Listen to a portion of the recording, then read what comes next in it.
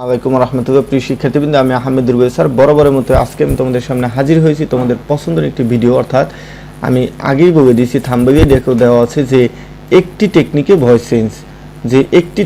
Voice change শিখো। যে আমরা কিভাবে যে কোনো ভয়েস চেঞ্জ আমাদের পরীক্ষায় যা আসে, আমি আবার বলছি আমাদের পরীক্ষায় যা আসে শুধু ওই ভয়েস চেঞ্জ, সেটা অ্যাক্টিভ হোক আর প্যাসিভ হোক, কিভাবে আমরা একটি টেকনিকে শিখতে পারি, এটাই হচ্ছে আজকের ভিডিও টিউটোরিয়ালের মূল আলোচ্য বিষয়। তো প্রিয় শিক্ষার্থী, আজকের ভিডিও টিউটোরিয়ালে আমরা ভয়েস চেঞ্জের অ্যাক্টিভ থেকে প্যাসিভ করতে পারবো এবং প্যাসিভ থেকে অ্যাক্টিভ করতে পারবো মাত্র এই টেকনিকের মাধ্যমে। আর এই সবগুলোই নেওয়া হয়েছে, আপনারা জানেন, আমার touch to get A pass in English বই থেকে। তো প্রিয় শিক্ষার্থী, এটা হচ্ছে আমাদের যে ট্রান্সফরমেশনের টেকনিক 3, সেখানে এটা বলা আছে যে আমরা জানি একটি ভয়েস চেঞ্জ কিন্তু অবশ্যই আসে, একটি আছে প্যাসিভ, হয়তোবা প্যাসিভ অথবা অ্যাক্টিভ। তো কিভাবে করব দেখেন, এখানে বিষয়টি শেখার জন্য আপনাদের প্রথম যে আলোচনাটা বলবো সেটা মনোযোগ দিয়ে শুনতে হবে। আর সেটা হচ্ছে, দেখেন, আমরা জানি যে ভয়েস চেঞ্জের এই রূপটা কি থাকে, অর্থাৎ পিছনটাকে সামনে আনতে হয়, যেটাকে বলা হয় অবজেক্ট হবে সাবজেক্ট, এবং verb from 3 plus by plus subject plus object, এটাও কিন্তু একই থাকে সমস্ত ভয়েস চেঞ্জে। দেখবেন আপনি যখনই প্যাসিভ ভয়েস করবেন এটা কিন্তু অবশ্যই ঠিক থাকবে, প্লাস এটাও এরকম থাকবে। তাহলে চেঞ্জ কোনটা হবে? চেঞ্জ হবে শুধুমাত্র মাঝের এই অংশটুকু, অর্থাৎ যেখানে ভার্ব ফ্রম অন সেখানে প্যাসিভ করতে বললে আপনি দেবেন এম ইজ আর। আবার যদি ভার্ব ফ্রম টু, তাহলে প্যাসিভ করলে আপনি দেবেন ওয়াজ ওয়ার। তারপর ঠিক এভাবে verb from 3 plus by plus subject plus by plus subject হবে অবজেক্ট। আবার দেখেন, যদি থাকে আপনার অ্যাক্টিভ ভয়েসে থাকে যে এম ইজ আর প্লাস ভার্বের সাথে আইএনজি, তাহলে আপনি প্যাসিভ যখন করবেন am is are plus being দিয়ে দিবেন প্লাস ভার্ব ফ্রম 3, অর্থাৎ এই অংশের কোনো পরিবর্তন নেই, এই অংশের কোনো পরিবর্তন নেই, জাস্ট এই শক্ত মনে রাখবেন। আমি আবার বলছি, যখন অজয়ের প্লাস ভার্বের সাথে আইএনজি থাকে সবগুলো আমরা বুঝতে পারবো। আমাদের প্রায় এখানে যে উদাহরণগুলো আছে সেগুলো দিয়ে শুরু করা যাক, উদাহরণের মাধ্যমে শিখি।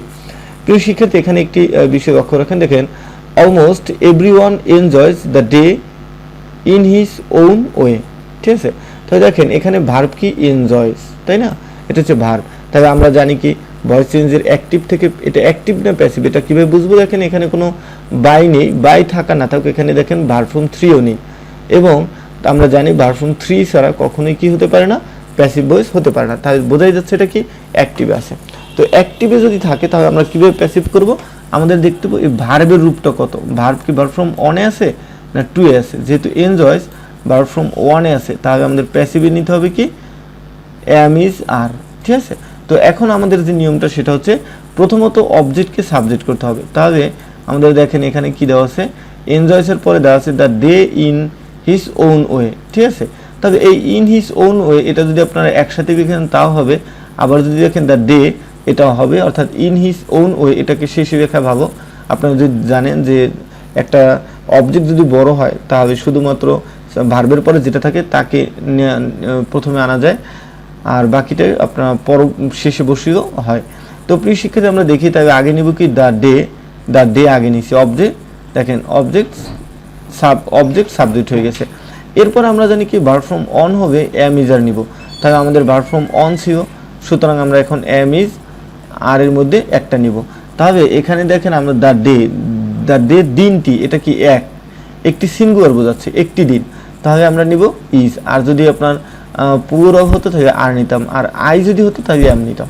তো দ্য ডে ইজ, এখন ভার্ব ফ্রম অন থাকলে আমরা নিব এম ইজ আর, এটা নেওয়া হয়ে গেছে। এখন নিব কি? জাস্ট এটা, verb from 3 plus by plus subject হবে অবজেক্ট।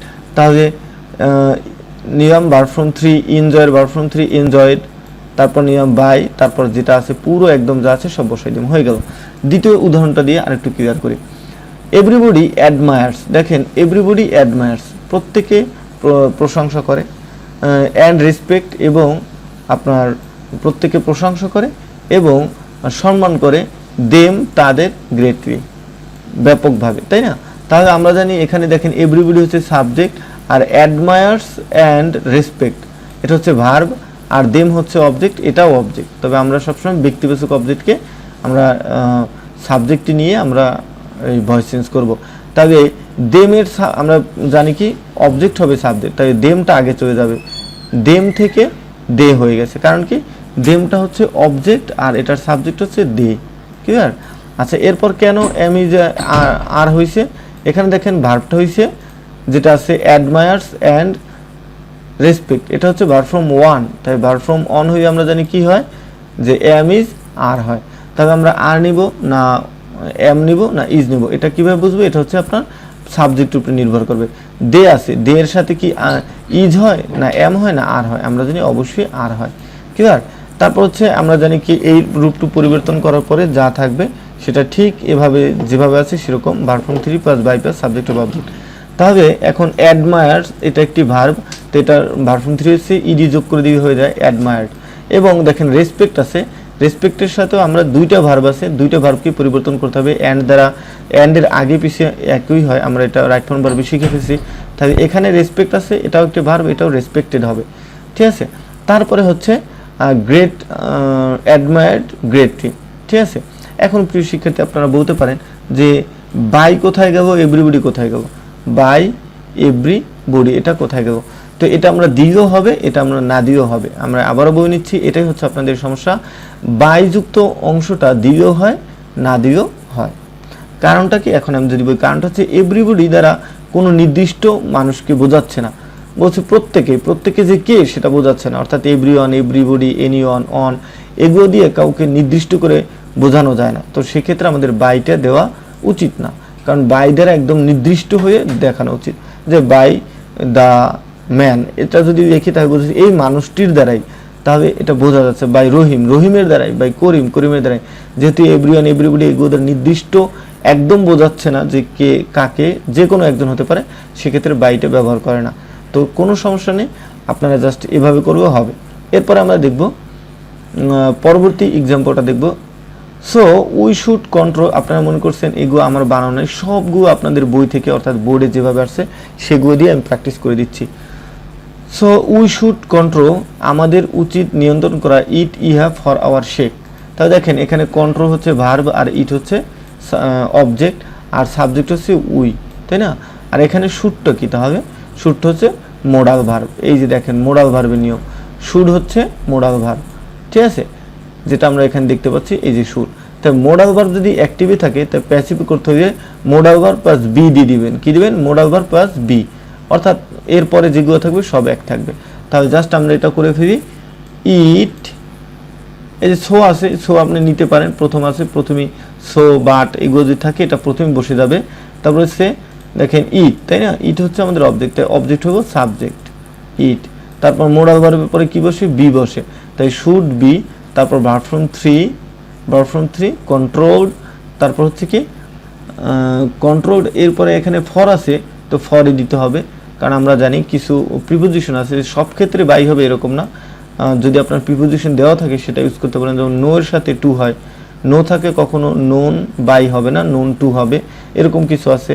আপনার সারপ্রাইজ উইথ হয়, এরকম কিছু আপনার এক্সেপশন, তবে এগুলো পরীক্ষা আসে না প্রিয় শিক্ষার্থী। আমি বলে দেবো যে আপনারা প্র্যাকটিস করবেন, জাস্ট এটা থেকে এই টেকনিকটা শিখে রাখেন।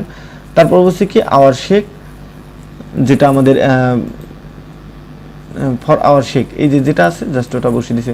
তবে এখন বলতে পারেন তো এখানেও তো আমাদের কোনো বাই দেয় নেই, আমি আগেই বলছি, কারণ বাইয়ের পরে সব এগুলো দিও হয় না দিও হয়, তাই বাই আসও দিতে পারি, না দিও হবে। তারপর দেখেন দ্য বিল্ডিং ওয়াজ মেড, এখন আমরা যে বিষয়টা আলোচনা করব সেটা হচ্ছে প্যাসিভ থেকে অ্যাক্টিভ, যেটা আপনাদের সবচেয়ে কঠিন আগে।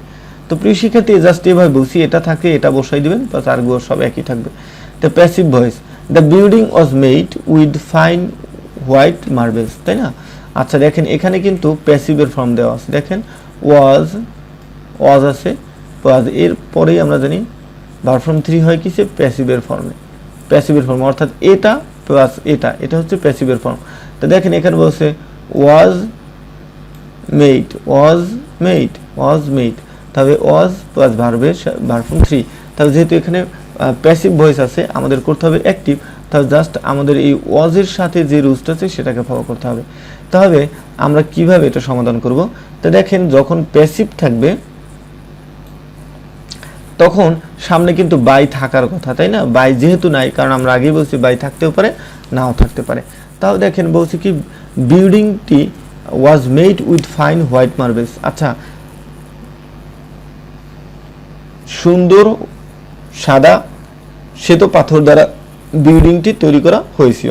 এখন এই বিল্ডিংটা কি নিজে নিজে তৈরি হয়েছে বলেন? কারো না কারো মাধ্যমে এটা হয়েছে। আর এটাই হচ্ছে প্যাসিভ ভয়েসের ধর্ম, অর্থাৎ প্যাসিভ ভয়েসের সাবজেক্টটা হবে বস্তু, আর এই ভার্বের কাজ সাবজেক্ট করবে না। তাই বিল্ডিংটা কিন্তু নিজে নিজে তৈরি হয়নি, এটা কেউ করছে। তো এখানে তো কি করছে কিছু বলা নাই, তাই না?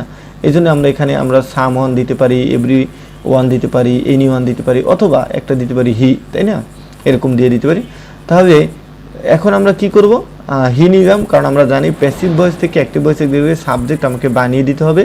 আর যদি বাইয়ের পরে কিছু দেওয়া থাকে তাহলে ওটাই আমাদের সাবজেক্ট হয়ে যাবে। আমি আবার বলছি, যদি প্যাসিভ ভয়েস থেকে যখন অ্যাক্টিভ ভয়েস করবেন, যদি এখানে বাই থাকে, বাইয়ের পরে যে থাকবে সেটাই হচ্ছে অ্যাক্টিভ ভয়েসে সাবজেক্ট হবে। আর যদি না থাকে তাহলে সেক্ষেত্রে আপনি গেস করে হি দিতে পারবেন, সি দিতে পারবেন, দে দিতে পারবেন, এনিওয়ান দিতে পারবেন, সামবডি দিতে পারবেন, এভরিবডি দিতে পারবেন, এরকম দিতে পারবেন। তো আমরা দিলাম হি। এখন দেখেন এখানে আছে ওয়াজ মেড, তাই না? আচ্ছা, ওয়াজ মেড তো কিসের রূপ? এটা হচ্ছে প্যাসিভের রূপ, যে was were plus verb from 3, made হচ্ছে ভার্ব ফ্রম 3। তাহলে এটা থেকে আমাদের যেতে হবে এটায় ভার্ব ফ্রম 2। তাহলে ওয়াজটা উঠে যাবে, কারণ এটা হচ্ছে প্যাসিভের, আর এখানে হবে শুধু ভার্ব ফ্রম 2, আর ভার্ব ফ্রম 3 হতে হবে না, পারবে না। তাই আমরা লিখবো শুধু মেড, কারণ মেডের ভার্ব ফ্রম 2 এবং 3 একই, ঠিক আছে? তো হি মেড, তারপর দেবো সাবজেক্ট হবে অবজেক্ট, যেটা আমরা আগে শিখছিলাম, যে the building with find and white marbles, clear? আচ্ছা, এরপর দেখেন আরেকটা এক্সাম্পল যদি দেখি, it is known as an industrious creature. তাহলে দেখেন এখানে এটাও কি একটি প্যাসিভ ফর্ম। কেমনে বুঝলাম? যে অ্যাম ইজ আর এরপরে ভার্ব ফ্রম 3 আছে, যখন দেখবেন এই ভার্বগুলোর পরে, আমি আবার বলছি, এই ভার্বগুলোর পরে, অর্থাৎ এটা থাকে এটা হবে, এই ভার্বগুলোর পরে ভার্ব ফ্রম 3 আছে, তখনই এটা মনে রাখবেন প্যাসিভ ভয়েস। তাহলে দেখেন ইজ আছে কিন্তু প্রথমে দেখেন এই যে অ্যাম ইজ আর, এরপরে ভার্ব ফ্রম 3 সমান প্যাসিভ। তাহলে ইট ইজ নোন, ইহা পরিচিত, অ্যাজ অ্যান ইন্ডাস্ট্রিয়াস ক্রিয়েচার, একটা পরিশ্রমী প্রাণী হিসাবে। তাহলে এখন এই যে as an, it is known, ইহা জানে, আসলে এটা কে জানে বলেন? এটা কি এই প্রাণী নিজে জানে? না, এটা মানুষে জানে, অথবা আমরা জানি, অথবা পিপল জানে, এরকম। জাস্ট আমি আবার বলছি, প্যাসিভ থেকে অ্যাক্টিভে যাওয়ার সময় আপনাদের মাথায় রাখবেন, আপনাদের অবশ্যই একটা সাবজেক্ট নিজেদের বানাতে হবে। তো সাবজেক্ট আপনি গেস করবেন, যে ইট is known as an industrial creature, এটা হচ্ছে মৌমাছিকে নির্দেশ করে বলছে। আর এটা যে জানে, এটা কে জানে? মৌমাছি জানে না মানুষ জানে? এই জন্য আমরা বানিয়ে আনলাম সাবজেক্ট উই, ঠিক আছে? তারপরে দেখেন এখন ইজ প্লাস নোন, এটা ভার্ব ফ্রম 3। তাহলে ইজ হয় কখন? শুধু ইজ হয় যখন ভার্ব ফ্রম অন হয়। তাহলে এখান থেকে যখন প্যাসিভ থেকে অ্যাক্টিভে যাবো, আমরা ভার্ব ফ্রম অনে চলে যাবো। তাহলে ইজ নোন না, এটা হবে, যেহেতু আমরা দিচ্ছি উই, তাই উই হচ্ছে একের অধিক, অর্থাৎ পুরো। আমরা এখন শুধু নোটা নিব, কারণ কি অ্যাম ইজার প্লাস ভার্ব ফ্রম 3 থাকবে, এটা হচ্ছে ভার্ব ফ্রম অন হয়ে যাবে। তাই নো নিয়ে নিলাম, পিপল নো বা উই নো। এখানে কেন এস বাই এস দেয়নি এটা আমরা জানি, কারণ এখানে সাবজেক্ট পুরো, আমরা ভার্বও পুরো নিব, ঠিক আছে? আচ্ছা, তাই নো।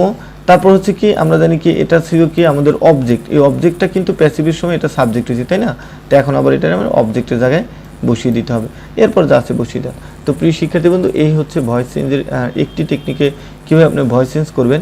আমি আবার বলছি, এই অংশটা খুব মুখস্থ রাখবেন। মুখস্থ রেখে যদি আপনাকে প্যাসিভ করতে বলে, তাহলে আপনি এটা দেওয়া থাকবে, এটা প্লাস এটা বসাই দিবেন। আর যদি আপনাকে অ্যাক্টিভ করতে বলে, তাহলে এই রূপটা দেওয়া থাকবে, প্যাসিভের এই রূপটা দেওয়া থাকবে, এর সাথে এই ভার্ব ফ্রম 3 দেওয়া থাকবে। তো সেক্ষেত্রে আপনি একটা সাবজেক্ট নিজে বানাবেন, আর বাই দিয়ে যদি দেওয়া থাকে, তাই বাইয়ের পরে যেটা থাকবে সেটাই হচ্ছে সাবজেক্ট যখন আমরা অ্যাক্টিভ করব, ক্লিয়ার? আর যদি না থাকে তাহলে একটি আপনি সাবজেক্ট নিজে ধরে নেবেন যে এই কাজটা কে করে। তো এটা থাকে জাস্ট এখানে যেভাবে থাকবে, am is are plus verb from 3 থেকে নিব ভার্ব ফ্রম অন, জাস্ট এখান থেকে এখানে, এখান থেকে এখানে। আমি আবার বলছি, এখান থেকে এখানে, আবার এখান থেকে এখানে। তো এই ছিল আমাদের আজকের ভিডিওটি। যাদের ভালো লাগছে অবশ্যই লাইক কমেন্ট শেয়ার দিবেন, আর না বুঝলে আমাকে অবশ্যই প্রশ্ন করবেন। আমার সব কিছুই নেওয়া হচ্ছে আমাদের টাচ টু গেট ইংলিশ মজার মজার টেকনিকে শিখুন, গ্রামার শিখুন, মজার মজার টেকনিকের সিরিজের ভয়েস আলোচনা করা হবে। পরবর্তী অন্য একটি ভিডিও নিয়ে আসবো। সে পর্যন্ত ভালো থাকুন, আল্লাহ হাফেজ। আসসালামু আলাইকুম ওয়া রাহমাতুল্লাহ। প্রিয় শিক্ষার্থীবৃন্দ, আমি আহমেদ রুবেল স্যার। আমি সবসময় চেষ্টা করি তোমাদেরকে কিভাবে সহজে স্বল্প সময়ে স্বল্প পরিশ্রমে ভালো রেজাল্ট করতে পারো সেই দিক নির্দেশনা আমি দিয়ে থাকি সবসময়। তো তোমাদের জন্য এবারের যারা পরীক্ষা দিচ্ছ, এইচএসসি পরীক্ষা দিচ্ছ, তোমাদের জন্য যে আমার 6টি উপহার, সেটা হচ্ছে আমার রচিত যে 6টি বই। আজকে আমি 6টি বই সম্পর্কে তোমাদেরকে পরিচয় করে দিব, এবং বলে রাখি যে এখানে তোমরা দেখতে পাচ্ছ যেখানে লেখা মাত্র 5 দিনে প্রস্তুতি, অর্থাৎ তোমরা যারা শর্টকাট প্রস্তুতি চাচ্ছ, অর্থাৎ তোমরা আমাকে অনেকেই সাজেশন চাচ্ছ যে ভাইয়া আমাকে আমাদের সাজেশন দেন। তো তোমাদের জন্য কিন্তু আমরা প্রথমত বের করছিলাম যে আর্থিক অবস্থার বিবরণী মাত্র 4টি অঙ্কে যে এই বইটি বের করছিলাম। তারপরে তোমাদের অনুরোধই আবার কিন্তু বের করছিলাম প্রমাণ করে হিসাব বিজ্ঞানে তুমি বস, অর্থাৎ 3টি অঙ্কে হিসাব বিজ্ঞানের সমস্ত অধ্যায়ের একটি সাজেশন, 3টি অঙ্কের মধ্যে কিভাবে বোর্ডের কোশ্চেন সলভ করবা, কলেজের কোশ্চেন সলভ করে, এবং একটি সাজেশন বই, সেটা হচ্ছে task to get of accounting first paper short suggestion বই। তারপরে সাথে সাথে আমরা বের করছি প্রমাণ করো যে ফার্স্ট পেপার এবং সেকেন্ড পেপার যে শর্ট সাজেশন বের করছি।